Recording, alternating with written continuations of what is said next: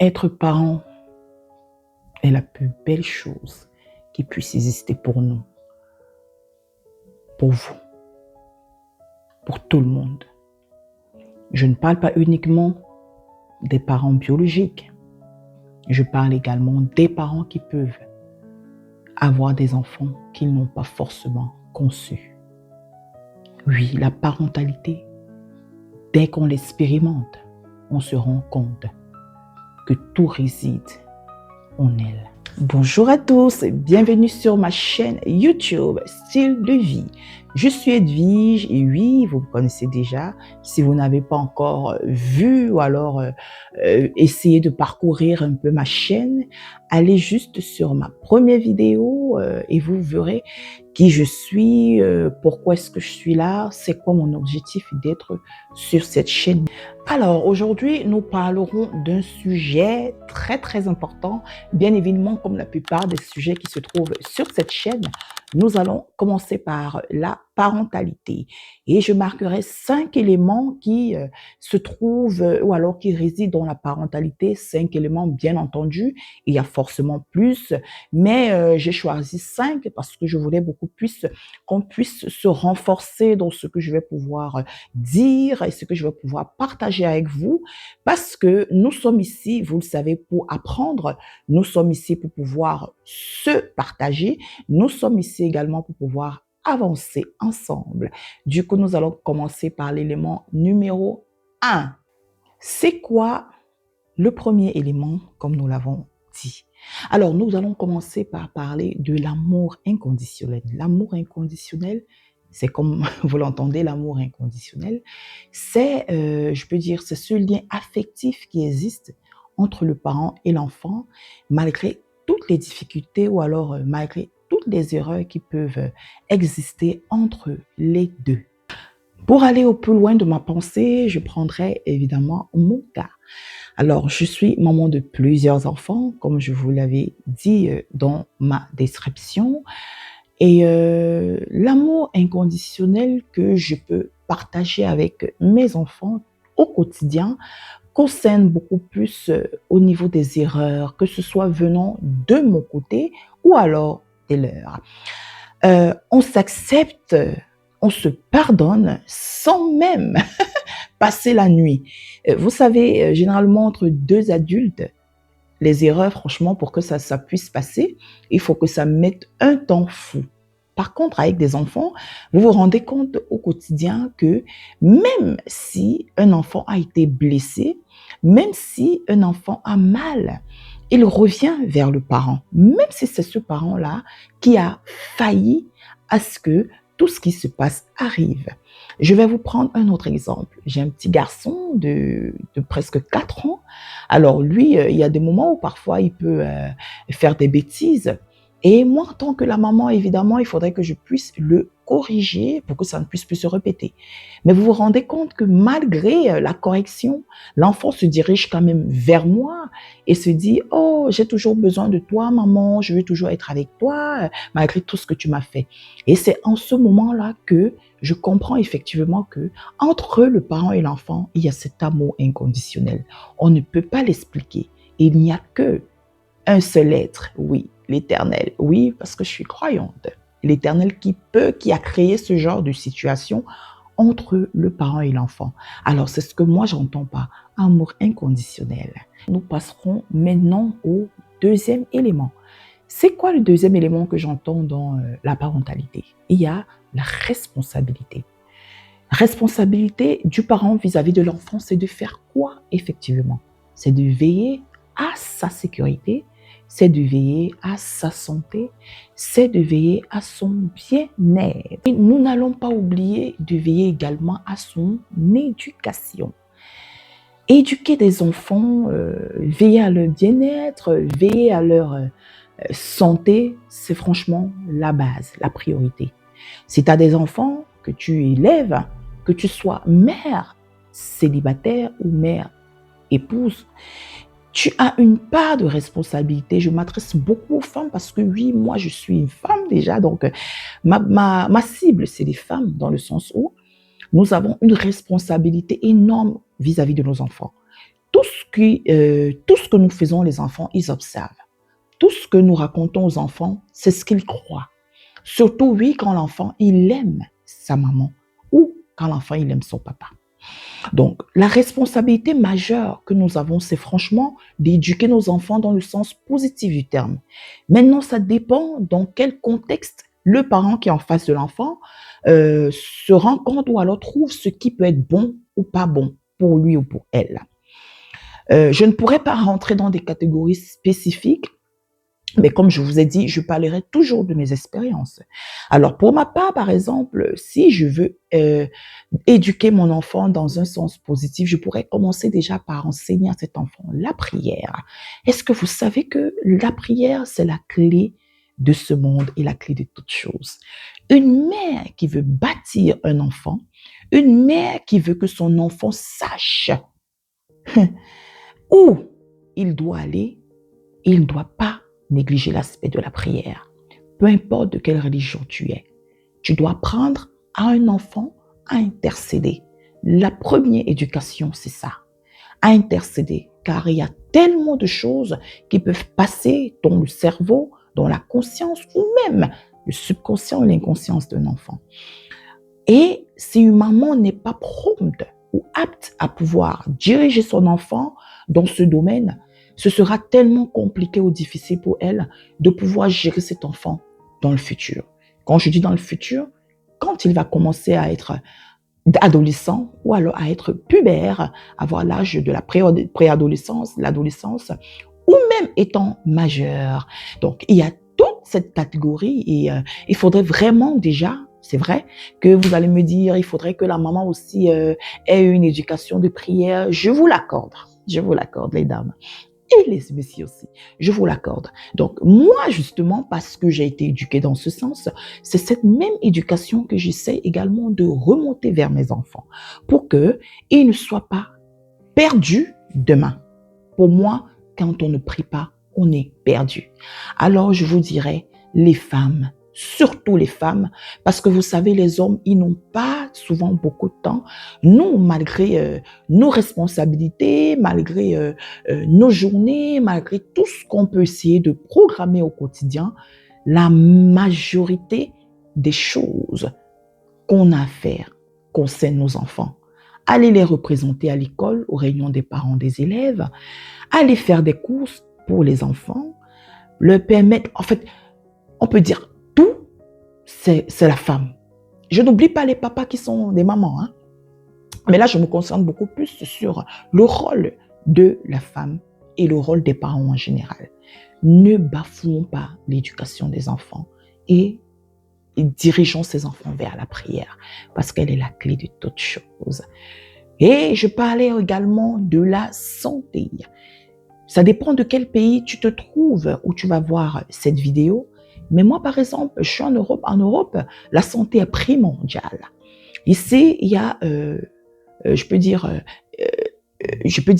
c'est quelque chose de primordial en fait. Tu n'as pas besoin de lutter ou alors de chercher trop pour pouvoir être en santé. Dès le moment où tu as un petit bobo, ben, tu as la possibilité de te soigner. Donc, la santé, franchement, les parents doivent y veiller. Le bien-être des enfants, c'est quoi? Ça veut dire leur épanouissement, la façon également de se vêtir, la façon également de se nourrir, les vacances, tout ça, ça fait partie du bien-être de l'enfant pour qu'il ne soit pas frustré si peut-être il se retrouve à l'école avec ses camarades qui vont dire « Ouais, j'étais en vacances ici, toi, qu'est-ce que tu as fait ?» L'enfant, il va peut-être rester, il va se dire « Oh là là, moi, j'ai pas pu prendre des vacances avec mes parents parce que j'étais toujours là, on est allé nulle part. » Ça frustre les enfants. Ah, je vous le dis, ça frustre. Vous savez, nous, les Africains, on a souvent cette culture, on se dit tout le temps, mais pourquoi prendre des vacances? Ça sert à quoi? Ça sert à rien. C'est mieux de rester avec les enfants à la maison. Ils peuvent aller peut-être chez les camarades ou alors chez les voisins en face. Mais dès le moment où l'enfant a un environnement ou alors des amis qui vivent ce genre de vie au quotidien, c'est pas qu'il faut absolument faire comme les amis, mais il faudrait qu'il puisse avoir ou elle puisse avoir le minimum de cette vie, surtout dans l'environnement, je dis bien, ou alors dans le pays ou la région où l'enfant se trouve. Par exemple, en Europe, je parlerai toujours de l'Europe, c'est primordial de prendre des vacances avec des enfants. que ce soit une fois, que ce soit 2 fois l'an. Pourquoi? L'enfant peut aller dans un autre pays, pas toujours, peut-être des pays d'Afrique, mais la majorité des Africains, on aime bien y aller. Mais parfois, il faut amener l'enfant ailleurs, en Asie, en Amérique, et faire comprendre également à l'enfant qu'il y a toutes les possibilités de pouvoir s'épanouir. Dès le moment où l'enfant a une conscience et dès le moment où l'enfant comprend certaines choses, toute chose qu'on va apprendre à l'enfant, ce sera pour son bien et je redis toujours pour son éducation.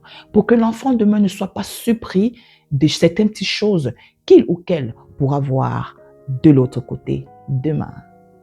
Et je finirai par la bienveillance. La bienveillance, c'est la manière qu'on pourrait dire à l'enfant, à chaque fois peut-être quelqu'un te donne quelque chose, une dame ou un monsieur te donne quelque chose, la moindre chose, ce serait de dire merci madame, merci monsieur. Et même les éducateurs à l'école, il faudrait que l'enfant puisse se sentir aimé, que l'enfant comprenne que oui, je suis dans un environnement aimable. Bon, ça c'est pour les éducatrices qui me suivent. Donc, il faudrait vraiment qu'on sache quelle est la priorité dans nos responsabilités que nous avons comme parents. Bien sûr, la responsabilité nous conduit vers un autre élément qui est la transmission. J'ai commencé à parler de la transmission tout à l'heure dans le savoir-vivre.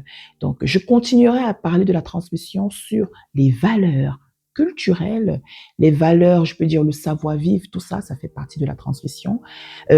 Prodiguer des conseils aux enfants, parler de leur culture, leur dire d'où ils viennent, pour qu'ils ne se sentent pas acculturés, qu'ils ne se sentent pas dépaysés, qu'ils aient cette possibilité de pouvoir comprendre l'essence même de leur existence, qu'ils aient cette possibilité de se dire « je vis parce que je suis comme ça ».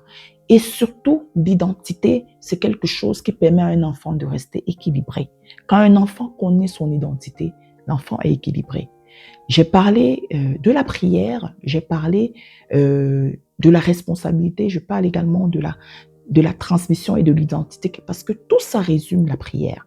L'identité d'un enfant, c'est quand il a cette confiance en lui. Quand l'enfant a confiance en lui, quand l'enfant est sûr de ce qu'il représente pour la population, pour la nation, ou alors même pour sa région, je vous assure, cet enfant sera franchement très sûr de lui. La confiance en soi est primordiale dans tout ce que nous essayons d'accomplir.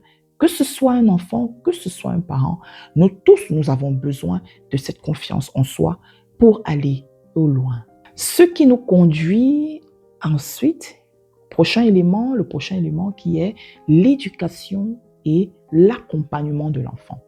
L'accompagnement de l'enfant dans quel sens? Dans le sens où il faut guider l'enfant dans son développement social, émotionnel. Et je vais vous parler d'une petite histoire. L'enfant, c'est un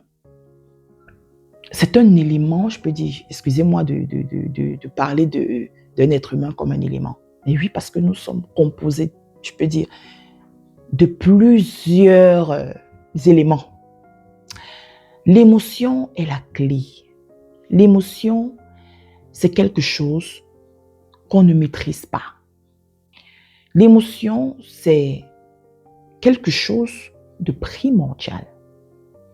Il peut y avoir tellement de situations qui nous rendent émotifs, au point où parfois on se disait on contrôlait la situation, mais après, bouf, on ne contrôle plus rien. Nous devons franchement toujours savoir comment est-ce qu'on doit s'y prendre pour que les émotions ne priment pas sur les enfants dans le sens négatif.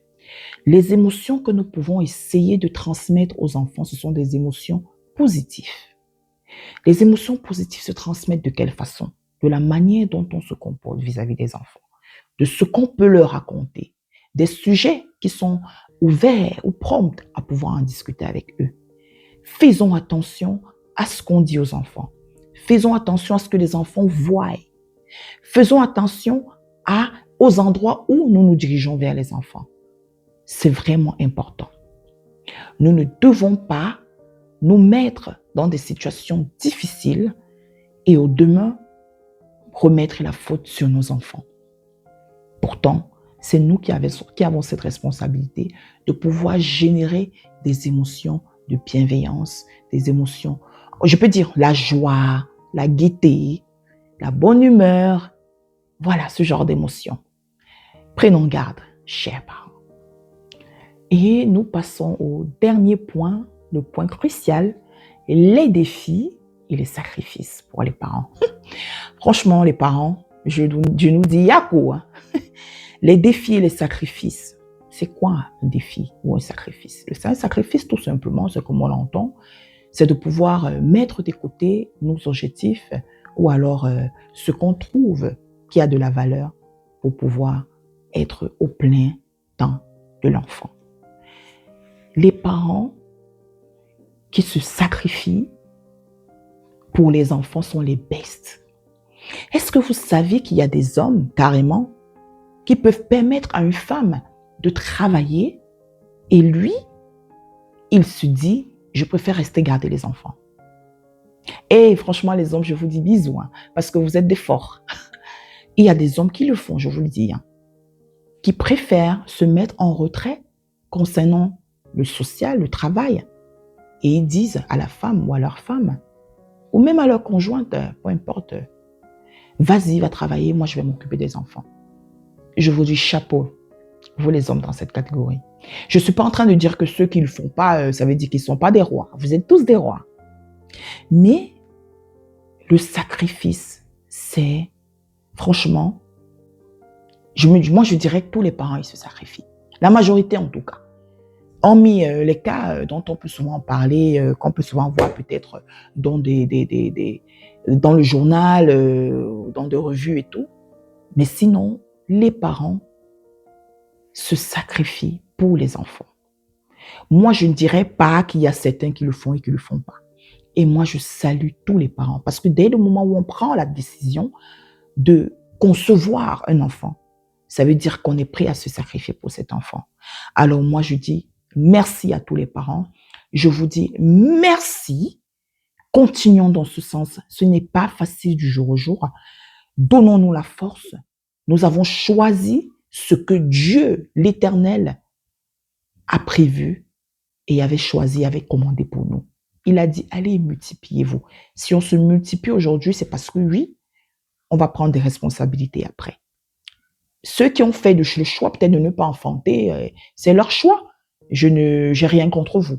Mais je parle ici de justement ce sacrifice-là, de choisir, de concevoir, de faire des enfants, même si on n'a peut-être pas les conditions adaptées pour pouvoir les élever, mais on les élève quand même. Mais quoi qu'il arrive, on pense à eux quand même. Quoi qu'il advienne, on se dit, si on a un petit pain, il faudrait qu'on le donne d'abord aux enfants. Je dis merci à tous les parents. Merci à vous les mamans. Vous êtes des bestes. Vous êtes les meilleurs. Vous êtes les dames valeureuses. Franchement, continuez et continuons dans ce sens. Et oui, seule la récompense de tout ce que nous allons faire, on le verra au fil du temps. Pour venir au bout de cette petite thématique, je dirais, oui, la parentalité, c'est un chemin fait d'amour, un chemin fait d'apprentissage, un chemin fait de grandes valeurs, malgré les défis que nous pouvons rencontrer. Et je dirais également que c'est une remise en question permanente. Elle demeure une expérience humaine qui façonne tant les parents que les enfants. N'oubliez surtout pas de vous abonner. Si vous êtes là pour la première fois, ah oui, vous pouvez regarder ma première vidéo où je me suis présentée et donné mon objectif, pourquoi je suis là. Et si vous êtes déjà là et continuez à me suivre, nous allons grandir ensemble. Je vous dis merci.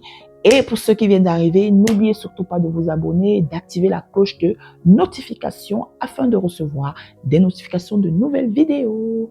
Bisous!